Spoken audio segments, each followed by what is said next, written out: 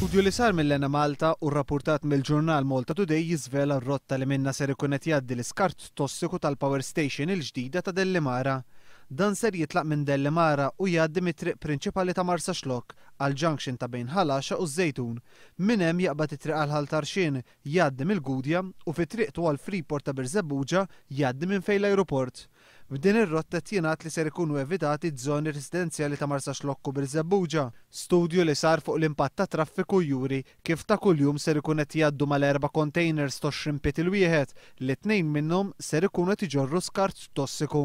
Il-containers li fih ser ikun qed jinġar dan l-iskart tossiku velenus ser ikunu siġillati u ċertifikati.